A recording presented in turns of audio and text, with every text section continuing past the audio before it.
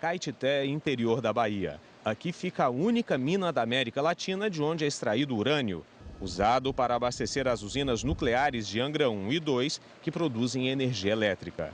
Depois que o urânio é extraído da mina, ele é refinado e transformado numa espécie de pó amarelo. Esse pó é purificado para se obter urânio nuclear puro. Depois, o enriquecimento é feito em grandes centrífugas, parecidas com máquinas de lavar roupa. Na fase final, o urânio já enriquecido é transformado em pastilhas. Aqui na minha mão eu tenho o modelo de uma pastilha. Elas são assim bem pequenas, tem mais ou menos 1 centímetro de comprimento. Agora, apenas uma destas tem energia suficiente para abastecer uma casa com 4 moradores durante 1 mês. Na última fase do processo, as pastilhas são armazenadas aí dentro, das chamadas varetas. Está pronto o combustível que vai abastecer as usinas de Angra 1 e 2. O índice de enriquecimento é que vai determinar o uso do urânio. Entre 3,5% e 5%, produção de energia elétrica. 20%, urânio é utilizado em reatores que produzem equipamentos para o tratamento de câncer.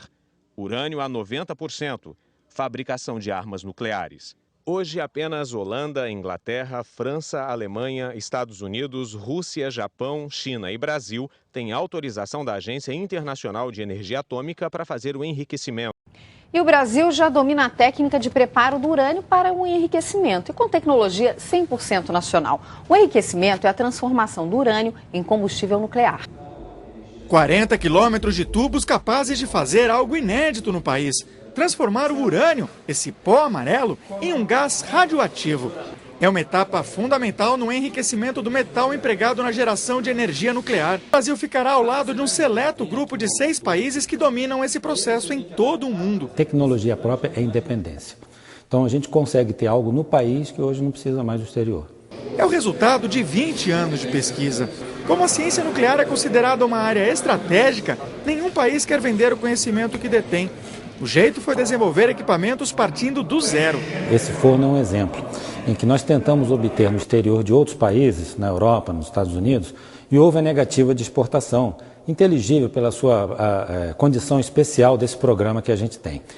Em síntese, a gente partiu para a solução, numa atitude de desenvolver todinho aqui no país. E foi feito com a coordenação de vários talentos, inclusive aqui do estado de São Paulo, também no Rio de Janeiro e outros estados, de modo que o que você está vendo aqui hoje é fruto desse esforço, da criatividade e da determinação dos brasileiros de resolver seus desafios. Todo o urânio que será produzido nessa fábrica terá fins exclusivamente pacíficos. Isso porque o país assinou alguns tratados de cooperação internacional que proíbem a fabricação de armas de destruição em massa, como bombas nucleares, por exemplo. Mas isso não significa que não seja estratégico para o Brasil apostar na tecnologia nuclear, até mesmo do ponto de vista militar.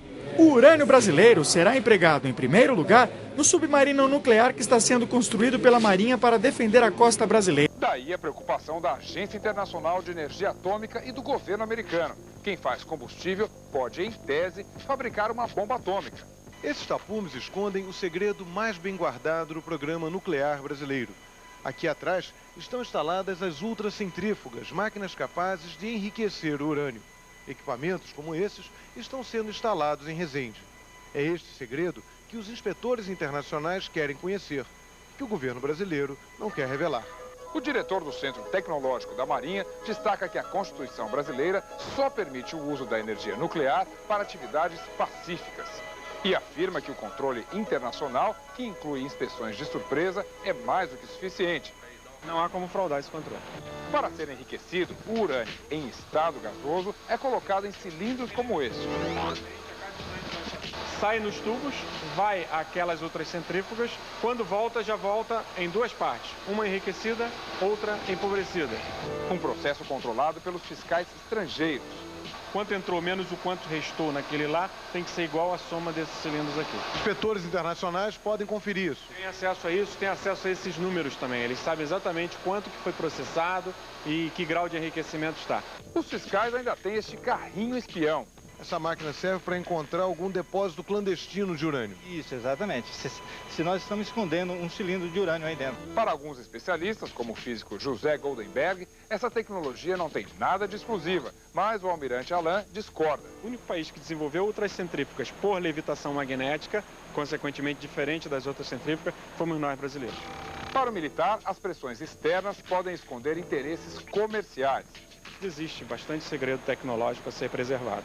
Na reserva desde 1994, o almirante Otton Luiz Pinheiro da Silva coordenou o chamado Projeto Nuclear Paralelo, que permitiu ao Brasil dominar a tecnologia nuclear. Nessa entrevista, ele conta segredos do programa que começou em 1979, ainda no regime militar, e ficou em sigilo durante muitos anos. O principal objetivo era a construção de um submarino nuclear, projeto que continua no centro de Aramar, em Iperó. Como dificilmente nós conseguiríamos comprar no mercado internacional combustível para a propulsão do submarino nuclear, a única opção que sobrava para a Marinha é tentar desenvolver aqui no país, em associação com outros órgãos de pesquisa, todas as etapas do ciclo combustível nuclear. Era fundamental que na fase inicial do projeto, até que ele se consolidasse, fosse feito de uma forma discreta. O almirante faz agora uma confissão. Na Áustria, no início dos anos 80, ele mentiu para conseguir comprar uma liga metálica usada na fabricação das centrífugas. Eu consegui comprar na Birler, na Áustria, um toco daquele aço, dando uma desculpa que era para míssil, etc. Mas eu não declarei que era para centrífuga. Se declarasse, ele não vinha, né? O primeiro cilindro eu fabriquei na Nacional de Marinha, e tinha um mestre, que o apelido dele era Pedro Cachaça, foi fundamental na solução técnica do problema. Mas era um apelido que ele não tinha nada disso, sei por que tinha apelido, era um virtuoso como mestre. Em 82 começamos a fazer experimentação, em setembro de 82 nós conseguimos a primeira experiência de enriquecimento. Para despistar, o almirante Otton mandou recuperar 3 centrífugas alemãs, trazidas para o Brasil na década de 50. Na época, uma visita do Kennedy, que é embaixador plenipotenciário americano, lá na agência internacional, que ele perguntou se nós estávamos desenvolvendo, eu disse que sim, mostramos para ele todo o nosso desenvolvimento, ou seja, aquelas centrífugas antigas, e ele saiu tranquilo, achou. Os senhores mentiram, enganaram. Não mentimos, nós demos a verdade parcial. Houve pedidos de inspeção, mas os pedidos foram negados. Nós tivemos, por 2 vezes, tinha um chamado, entre aspas, adido científico do consulado aqui em São Paulo, que ele vivia pedindo... Consulado americano. Exatamente, o consulado vivia pedindo. Na década de 80, os jornais noticiaram a descoberta de um buraco de 320 metros numa base da aeronáutica na Serra do Cachimbo, no Pará. O buraco era compatível para um teste de bomba atômica. O almirante Otton desconversa. Uma vez, teve uma cientista aqui na USP que eu explicando o programa de Marinha todo, ela falou, não, o seu programa está lindo, o senhor explica tudo, o que o senhor tem a dizer sobre o buraco de Cachimbo? Minha senhora, a única coisa que eu posso acrescentar, eu leio o que eu leio nos jornais, a única coisa que eu posso acrescentar é que eu tenho certeza que aquele buraco é virgem. Só isso. E o Brasil vai reforçar a defesa, vai construir mais 5 submarinos. Um deles vai ser nuclear, o primeiro. A Marinha afirma que a nova frota é vital para manter a segurança das águas brasileiras e garantir as riquezas marítimas, como a exploração na camada de pré-sal. Há muitos interesses brasileiros no mar: petróleo, gás. Além disso, a maior parte do nosso comércio exterior, que envolve 200 bilhões de dólares por ano, é feita por vias marítimas. A defesa desses interesses justifica o maior investimento na frota da Marinha e a construção de um submarino nuclear. Alexandre, é uma decisão estratégica. O historiador Xenofonte conta que Ciro, antes de se tornar rei da Pérsia, recebeu uma delegação egípcia, tendo a seu lado uma delegação de 1000 arqueiros vestidos para a guerra. O rei, tio dele, o repreendeu por intimidar os visitantes, ao que Ciro respondeu: se demonstras força, todos querem ser teus aliados. Ao contrário, se mostras fraqueza, ninguém te dará importância. E se tendo riquezas, não demonstras forças, atrairás sobre tua cabeça todas as ambições do mundo. Submarino de propulsão nuclear e o poder de construí-lo faz parte dessa força de dissuasão. Ordem do dia da Diretoria de Material da Marinha lembra que o programa começou em 1982 e que agora deslancha num caminho sem volta e que seus frutos na administração pública e iniciativa privada irão além do submarino. A Ordem do Dia chama várias vezes o Atlântico Sul de Amazônia Azul. Quais são os perigos efetivos? Se o petróleo escassear ainda mais e nossas reservas se tornarem ainda mais importantes, nossas plataformas representarão um imenso poder. A Marinha de Superfície pode mostrar presença, mas só o submarino pode representar ameaça de retaliação se plataformas forem tomadas ou sabotadas. Os romanos chamavam o Mediterrâneo de Mare Nostrum. Chamar o Atlântico Sul de Amazônia Azul traz a ideia de um Mare Nostrum brasileiro. Renato. Em particular, nós temos uma política de rejeitos muito bem equacionada, o que nos dá segurança. E temos abundância do combustível, sabemos trabalhar esse combustível, temos necessidade de contribuição térmica e sabemos operar bem. Estamos entre os que melhor operam no mundo. Então não há por que não usar essa forma de energia em proveito da nossa sociedade. Você sabe como o urânio que sai da Terra se transforma num combustível para gerar energia? Vamos conhecer então o ciclo do combustível nuclear. Tudo começa com a mineração. O minério é retirado da terra e triturado. Sobre as pilhas de rochas moídas se joga uma solução ácida que separa o urânio do minério. É a lixiviação, que resulta num líquido chamado licor de urânio. Depois de filtrado e decantado, esse líquido se transforma num concentrado, o yellow cake, que é urânio natural em forma de pasta.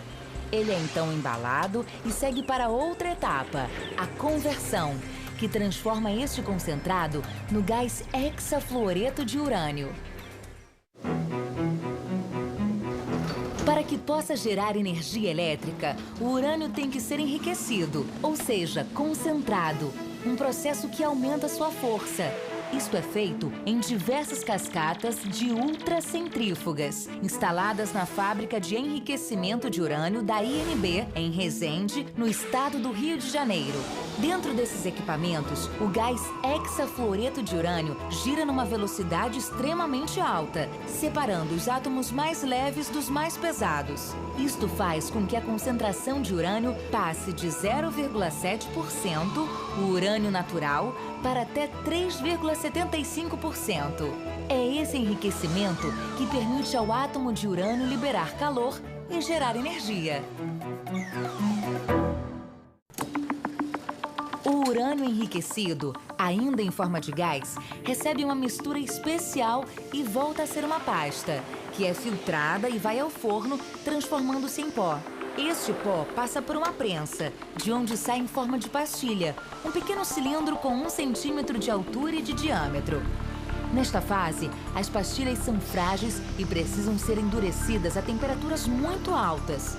Depois de retificadas e testadas, elas estão prontas para o próximo passo, a montagem do elemento combustível.